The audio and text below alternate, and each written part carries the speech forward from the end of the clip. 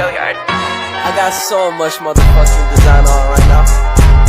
Break it down, bring it back, make it clap. I got 3 old thoughts, new block, where that thing. Bitches on my line, and you know. Banjir adalah fenomena alam yang bersumber dari curah hujan yang tinggi dan durasi lama pada daerah aliran sungai. Banjir terjadi karena dua hal, yaitu alam dan manusia. Faktor alam terjadi karena curah hujan tinggi, pasang air laut, dan sedimentasi di muara. Faktor manusia terjadi karena membuang sampah sembarangan, penebangan hutan, kurangnya resapan air, dan hindari untuk membangun pemukiman di bantaran sungai.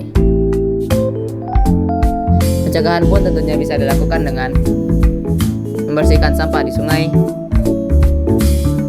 menanam pohon untuk menambah resapan air, dan membuang sampah pada tempatnya.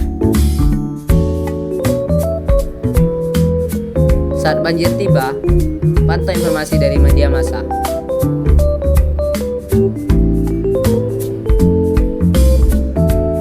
Siapkan emergency bag yang dibutuhkan pada saat mendesak. Taruh dokumen di tempat yang tinggi dan matikan sumber listrik. Lalu lari dan ikuti tanda jalur evakuasi. Pada saat melakukan pemindahan, hindari arus yang deras dan berhati-hatilah akan keberadaan hewan berbahaya yang bisa terbawa arus air. Berikut adalah pencegahan dan langkah yang bisa kamu lakukan. Jangan lupa untuk prepare, plan, practice. Kenali ancamannya, kurangi risikonya. Tahukah kalian bahwa terdapat undang-undang tentang buang sampah sembarangan? Untuk pelanggar yang membuang sampah dengan sengaja ke sungai akan dikenai hukuman atau sanksi sebagaimana diatur pada Undang-Undang Nomor 32 Tahun 2009 tentang Perlindungan dan Pengelolaan Lingkungan Hidup, Undang-Undang PPLH Pasal 98 Ayat 1. Hukuman bagi pelanggar berupa pidana penjara paling sedikit 3 tahun dan paling lama selama 10 tahun. Sedangkan denda paling sedikit 3 miliar dan paling banyak 10 miliar.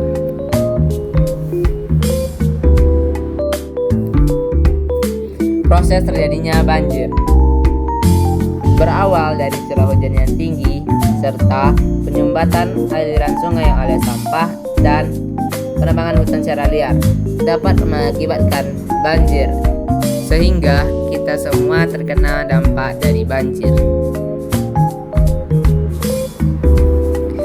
Kesimpulan: berdasarkan pemaparan tersebut, kita dapat menarik kesimpulan bahwa banjir tidak hanya terjadi karena faktor alam, tetapi masih ada faktor sosial di mana manusia menjadi pelakunya. Untuk itu, jangan hanya menyalahkan alam saja, tapi kita juga harus mengoreksi diri kita masing-masing yang menyebabkan bencana banjir.